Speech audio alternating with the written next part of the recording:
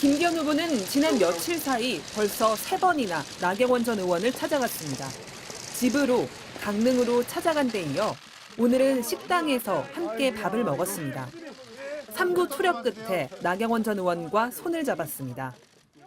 당에 대한 애당심 그리고 충심에 대해서 충분한 이야기를 나누었습니다. 또 많은 인식을 공유했습니다. 윤석열 대통령과 친윤계의 거센 압박 끝에 출마를 포기했던 나경원 전 의원. 전당대회에서 역할은 없다고 했던 입장을 바꿔 필요한 역할은 하겠다고 했습니다. 국정 운영이 성공되고 또 총선 승리를 위해서 이 필요한 부분에 대한 역할을 하겠다. 하지만 표정은 밝지 않았습니다. 앞날을 생각해 윤석열 대통령이나 친윤계와 계속 거리를 둘 수는 없다는 판단을 한 것으로 보입니다. 김기현 후보가 나 전 의원을 3번이나 찾아가는 건 지지율 때문으로 보입니다. 나 전 의원이 출마를 포기한 뒤 안철수 후보 지지율이 크게 올랐습니다. 두 후보의 경쟁은 더 거세졌습니다. 김기현 후보는 고 신영복 교수를 공산주의 대부라고 주장하면서 지금도 존경하는지 밝히라고 했습니다. 국민의힘 당내 선거에서 색깔론이 등장한 건 이례적입니다. 우리 당의 가치와 부합하는 대표가 될 수 있는 것인지 아닌지는 매우 중요한 정책 검증사항이라고 생각합니다. 안철수 후보는 윤 대통령과 단일화한 것으로 이미 증명됐다고 반박했습니다. 중도 사퇴설을 묻는 질문에는 절대 안 한다며 자신감을 과시했습니다. 1위 후보 사퇴하시는 거 보셨습니까? 절대로 김기현 대표님 사퇴하시면 안 됩니다.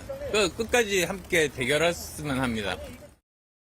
국민의힘 당대표 후보 6명은 오늘 처음으로 한자리에 모여 정책 발표회를 가졌습니다. MBC 뉴스 조희원입니다. 심평 변호사의 글이 파장을 일으킨 건 지난주 금요일입니다. 안철수 후보가 대표가 되면 윤석열 대통령은 탈당할 수밖에 없다고 썼습니다. 그 뒤 닷새 사이 심 변호사는 페이스북에 계속 글을 쓰고 언론과도 활발하게 인터뷰했습니다. 오늘도 MBC 라디오에 나와 안철수 후보가 대표가 되면 레임덕이 올 거라고 했습니다. 대통령이 만약에 취임 1년도 안 돼서 레임덕 상황에 빠진다 그러면은 당연히 대통령으로서는 특단의 조치를 생각하지 않을 수가 없겠죠. 특단의 조치란 대통령의 탈당을 뜻합니다. 오늘은 한 발 더 나아가 여야 모두 분열되는 걸 전제로 한 신당 창당, 정계 개편 얘기까지 했습니다. 야권이 언제 분할돼도 그거는 이상하지 않은 현상이죠. 이런 상황에서 여건 야권 간에 이합 집산이 이루어지고 하는 것은 우리가 충분히 예상이 심 변호사가 이런 얘기를 하는 건 안철수 후보가 당선되면 여당이 깨질 거라는 위기감을 키워 당원들을 압박하려는 의도로 보입니다. 안철수 후보 측은 심 변호사를 맹비난했습니다.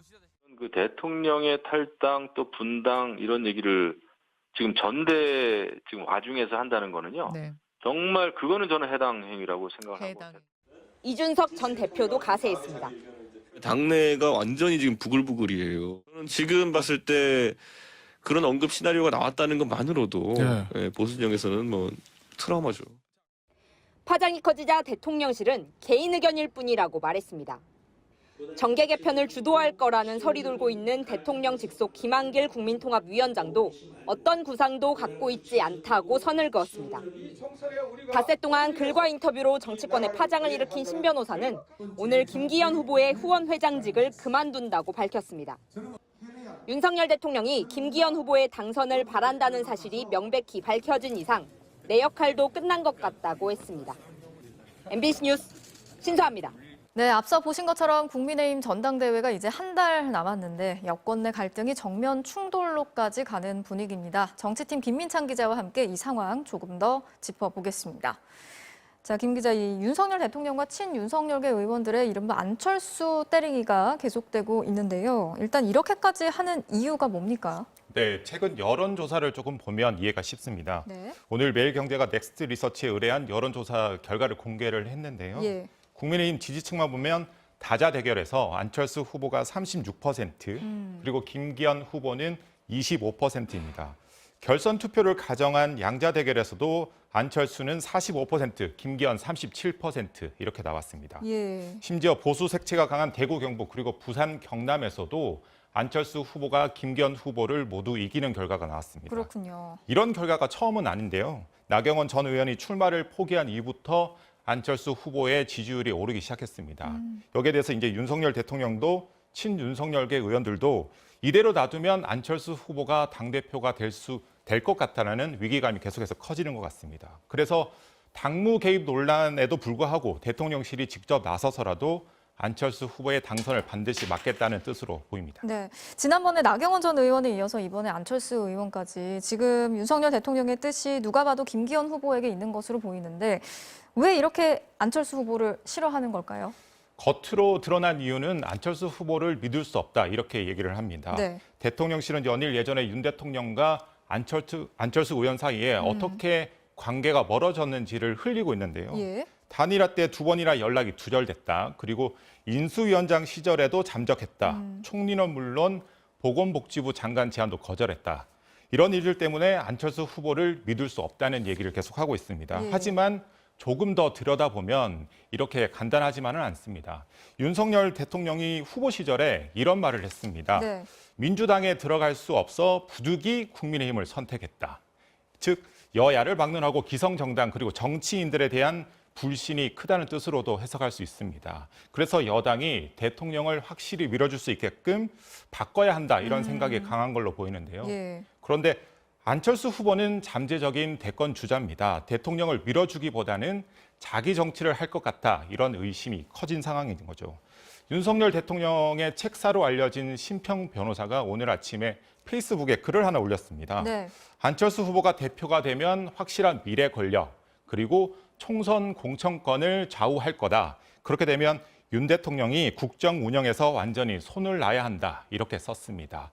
이 글은 곧바로 삭제가 됐지만 정치권에서는 윤 대통령의 속내가 드러난 걸로 보는 시각이 많습니다. 그렇군요. 지금 여권의 갈등이 이렇게 불거진 만큼 그 후유증도 상당할 것으로 보이는데 앞으로 어떻게 될까요? 네, 지금 벌어진 일들만 보면 윤석열 대통령은 사실상 김기현 후보 당선에 이른바 올인한 것 같습니다. 그런데 그 뒤가 문제입니다.